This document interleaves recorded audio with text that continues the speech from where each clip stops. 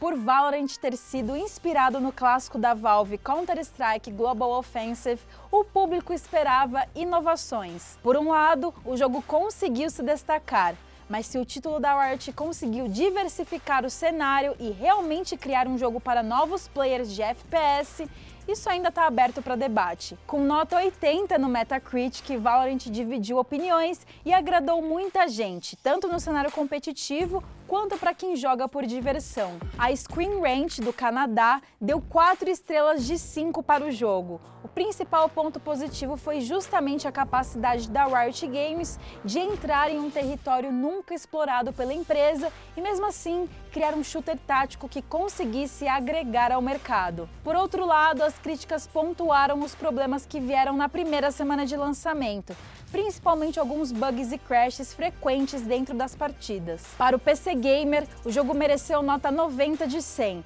A nota foi atribuída por ser um jogo que conseguiu pegar todos os aspectos positivos do CSGO e transformar em algo diferente e interessante, somado à dinâmica da gameplay com poderes e habilidades. A análise critica o sistema de skins e menciona como pode ser difícil liberar os agentes por meio do sistema de progressão do jogo. E por fim, o brasileiro DN me deu 4 estrelas de 5. O site faz questão de enfatizar que Valorant é um jogo feito para durar anos, assim como Counter-Strike.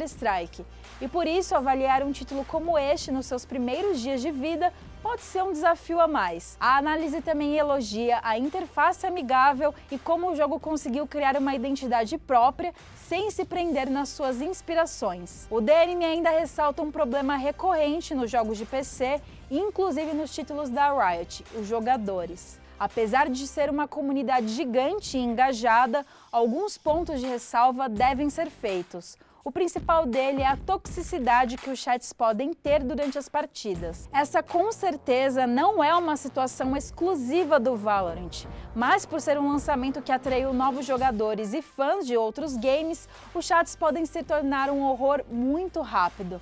Um dos maiores problemas tem sido em relação ao machismo. Muitas streamers, pro players e jogadoras da comunidade relatam diariamente o quão desconfortável o jogo pode se tornar por conta de ataques e assédios. A Riot monitora os chats de texto dos seus jogos, mas como o Valorant tem um chat de voz constante e não monitorado, as coisas podem tomar rumos bem desagradáveis e complicados. Outra polêmica do jogo foi o sistema de anti-cheat desenvolvido para o Valorant.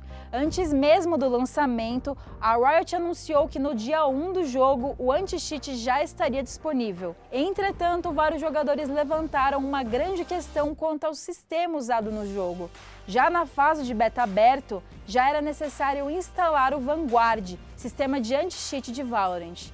E antes de algumas atualizações, o sistema rodava em segundo plano desde o momento em que você ligava o seu computador. Ele atua como qualquer anti-cheat, verificando aplicações abertas simultaneamente com o game e tomando atitudes necessárias em caso de uso de hacks e cheats. Porém, apesar desses mecanismos serem importantes em qualquer jogo hoje em dia para manter a competitividade, muitos jogadores ficaram preocupados com o nível de acesso do aplicativo. Um grupo de usuários do fórum Reddit chegou à conclusão que o Vanguard estava instalado em uma parte do computador onde ficam os sistemas essenciais. Normalmente é nesse local onde são instalados os antivírus. A polêmica começou quando os jogadores ficaram cientes de que para jogar Valorant eles precisariam expor o PC completamente para a Riot Games. O maior medo dos jogadores era de que se um dia a Riot tivesse seus servidores invadidos, o hacker teria acesso a todos os computadores que jogam Valorant. Isso resultaria em um grande vazamento de informação e violação de privacidade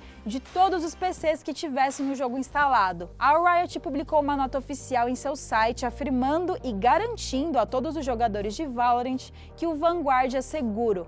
A empresa chamou o software de necessário, justamente para manter a competitividade. Além disso, foi explicado o porquê do anti-cheat ser instalado tão profundamente nas máquinas e, principalmente, deixou claro que as informações dos jogadores estão no topo das preocupações. Por fim, agora para instalar o anti-cheat, você tem a opção de escolher que ele fique ativo apenas quando o jogo estiver aberto, o que tranquilizou a comunidade. Agora a gente vai dar um pause no Valorant e bora chamar o Jefferson Caio e o Maxon Lima com o Mais Geek de hoje. Fala, Bruna, E aí, como é que Bruna? vocês estão? Game Shark, hoje a gente vai ter terror. Aqui, mas olha aqui, Chegou ó. a hora. Olha aqui, ó. Tá chegando a hora. Aproveitando o The Medium, né, que tá pra sair, Uhum. eu acho que é um momento oportuno, você vai me dizer se é ou não, mas pra gente falar de Layers of Fear. Foi o começo dessa produtora polonesa, a Bloober Team, a se enveredar pelo terror. Desde então eles só têm feito jogos de terror, eu espero que eles continuem assim. Porque eles têm os lançamentos antes do Layers of Fear, mas na época tava aquele estardalhaço do Playable Teaser, né, do vai não vai, com a PT. ressurreição do Silent Hills, Sim. da franquia Silent Hill. Sim.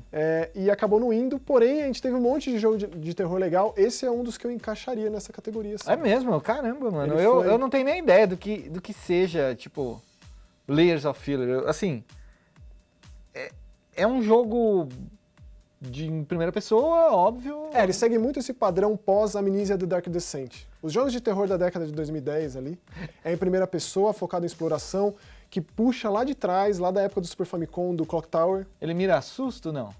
com certeza. É? Ele tem uns jumpscare, mas ele Ah. é bem mais psicológico, porque ele, ao contrário de muitos dos jogos de terror em primeira pessoa, ele foi um dos pioneiros, assim, a criar a loucura através das modificações do próprio cenário onde o personagem está inserido. Ah, tá. Então a gente joga Mas é com esse- naquele nível de você tá olhando pra um lugar e quando você volta mudou e tipo, Essencialmente. É mesmo? Ele Ah. tenta, assim, de muitas formas, ele consegue, na maioria das vezes, fazer com que a gente sinta a loucura do personagem, sinta na pele de um personagem que está enlouquecendo. Foto realista ou não? Bastante. É numa mansão vitoriana, eles passam em 1920, a gente joga com um pintor Ah. que está em declínio. Ele já fez muito sucesso, Sim. teve muita fama, assim como sua esposa, uma pianista também muito famosa, que era a musa inspiradora desse cara. Entendi. Ela começou a ter uma doença e ela começou a definhar, ele definhando junto com ela. E aí ele numa última tentativa de criar a sua obra-prima. E aí, basicamente, cada trecho do jogo é esse personagem desenvolvendo ali, fazendo um trecho dessa obra-prima. Ah, tá. E é legal porque conforme a gente vai jogando, a gente vai vendo justamente esse declínio, por exemplo, com recortes de jornal, com cartas do agente dele, que vendia as Entendi. pinturas dele. Entendi. E é legal como o jogo consegue traduzir no gameplay a loucura, que é um negócio meio difícil de se pensar. Né? E ele meio que começou em acesso antecipado. Então, Porque essa é outra história, né? eu vi muita gente jogando, tipo, fazendo streaming, né? Tipo, agora é assim, né? Sim. Entra um jogo de terror em acesso antecipado, Sim. todo mundo vai atrás pra gritaria, mostrar. é. Exatamente. A galera quer ver o susto. O que tira um pouco a graça quando você for jogar, né? Se acabar assistindo, você só vai assistir. Eu não sou de assistir, não. O O jogo de terror, pra legal. mim, é um ritual ali que eu me tranco no meu quarto, no escuro, o melhor headset possível, tem que me deixar desconfortável. A minha condição é Ai, essa. meu Deus. Por isso, quando eu digo esse negócio de, esse jogo é horroroso, não sei o que você... É bem por aí.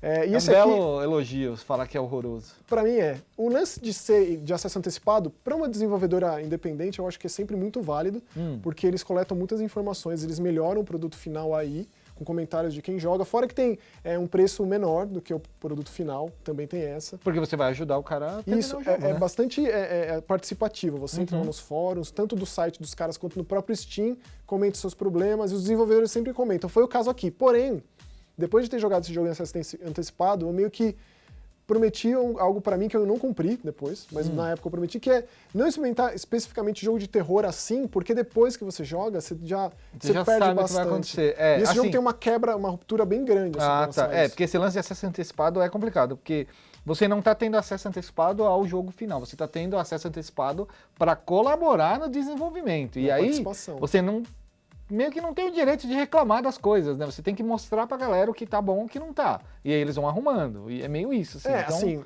é porque eu vejo muita gente pedindo dinheiro de volta nesse Com tipo de certeza. situação, e não é bem assim que funciona, sabe? com certeza. E aí ficou claro porque o trecho de acesso antecipado é uma coisa bem mais refinada, que eles tiveram mais tempo pra mexer.